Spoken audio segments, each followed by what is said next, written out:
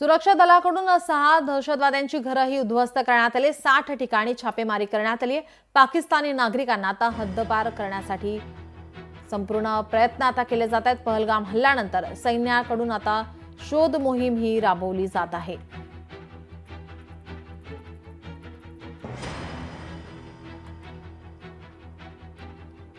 पहलगाममधील भ्याड हल्ल्यासंबंधित अनेक घडामोडी पाहायला मिळाल्यात। यावर एक नजर टाकूयात ग्राफिक्सच्या माध्यमातून।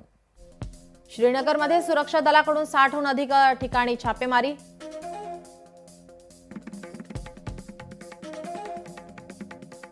अनंतनागमध्येही सुरक्षा दलाचं सर्च ऑपरेशन।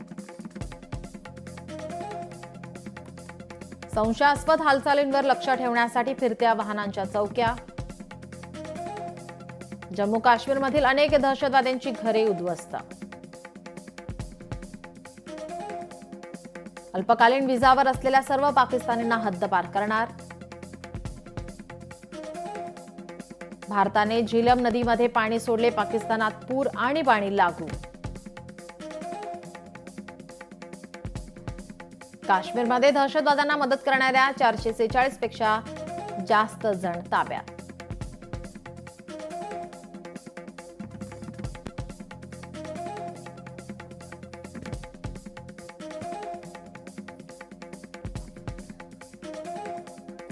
संरक्षण तज्ञ सतीश ढगे सर आपल्या सोबत जोडलेले आहेत। ढगे सर, आपण पाहतोय आता भारत सरकार पूर्ण सज्ज झालेला आहे। आता या ठिकाणी जे पाकिस्तानी भारतामध्ये आले होते त्यांना आता पुन्हा पाकिस्तानात पाठवण्यासाठी आता त्यांचा विजा आजचा शेवटचा दिवस आहे तो रद्द करण्यात आलेला आहे। पूर्ण आता आपण पाहतोय अटारी सीमेवरती मोठ्या प्रमाणात गर्दी पाहायला मिळते। मात्र त्यांच्याकडून मागणी होते या विजा संदर्भात की ही विजाची मुदत जी आहे ती वाढवण्यात यावी अशी मागणी आता वारंवार केली जाते। नक्कीच भारत सरकारनं पहलगाम हल्ल्यानंतर जी CCS ची मीटिंग झाली होती, कॅबिनेट कमिटी ऑन सिक्युरिटी, त्याच्यानंतर 5 महत्त्वाचे निर्णय जाहीर केले होते आणि त्या निर्णयांपैकी एक महत्त्वाचा निर्णय म्हणजे भारतामध्ये जे पाकिस्तानी नागरिक आहेत कुठल्याही विजावर त्या ठिकाणी असो त्यांनी 27 एप्रिल पर्यंत भारत सोडावा। याला फक्त अपवाद जो होता तो मेडिकल विजाचा आहे, त्यांनी 29 एप्रिल पर्यंत भारत सोडावा अशा प्रकारचे स्पष्ट निर्देश दिलेले आहेत आणि त्या अनुषंगाने कारवाई सुद्धा किंवा त्या अनुषंगाने जे ऍक्शन सुद्धा होताना आपल्याला दिसत आहेत। मोठ्या प्रमाणावर जे आहे आपण पाहतोय की अटारी वाघा बॉर्डरवर मोठ्या प्रमाणावर तिथे गर्दी झालेली आहे आणि हे पाकिस्तानी नागरिक जे आहेत ते परत त्या ठिकाणी जात आहेत। खरं म्हटलं तर हा निर्णय भारतानं त्या ठिकाणी घेतला, हा प्रेशरायझिंग टॅक्टिक आहे।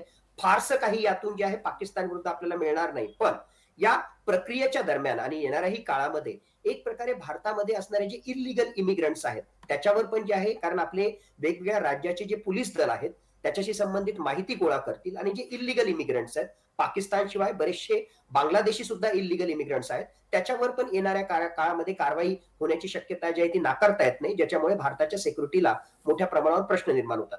मानवतेच्या दृष्टिकोनातून पाहिलं तर साधारणतः आपण यांना 48 तासाची मुदत दिली आणि त्यांनी जायला सांगितलं आणि मेडिकल व्हिसाच्या पॉइंट ऑफ व्ह्यूनेही 29 एप्रिल पर्यंत आपण त्यांना जायला सांगितलं। अपवाद फक्त लॉंग टर्म व्हिसा म्हणजेच पाकिस्तानमध्ये नॉन मुस्लिम जे आहेत, गैर मुस्लिम जे आहेत ज्यांच्यावर अन्याय होतो आणि ते धर्माच्या आधारावर प्रताडित झालेले पाकिस्तानी जर भारतामध्ये आले असतील, या ठिकाणी लॉंग टर्म व्हिसावर असतील आणि त्या अनुषंगानं 5 वर्षाचा इथे अधिवास झाल्यानंतर त्यांना भारताचा नागरिक होण्यासाठी जर त्यांनी अर्ज त्या ठिकाणी केला तर सिटीजनशिप अमेंडमेंट ऍक्ट 2019 च्या अनुसार त्यांना भारतीय नागरिकत्व मिळू शकतं आणि त्याच अनुषंगाने जे दीर्घकालीन व्हिसावर आहेत त्यांना मात्र हा नियम लागू होत नाही। जो काही या प्रकारचा निर्णय भारत सरकारनं पाकिस्तानी नागरिकांविषयी किंवा व्हिसा होल्डर विषयी घेतला होता तो त्यांना लागू होत नाही। एकूणच 27 एप्रिलला आता भारतामधले जे व्हॅलिड व्हिसा होल्डर्स आहेत त्यांना वापस जावं लागणार आहे आणि 29 एप्रिलला जे आहे मेडिकल व्हिसावाल्यांना सुद्धा वापस जावं लागणार आहे। मानवतेच्या दृष्टिकोनातून पाहिलं तर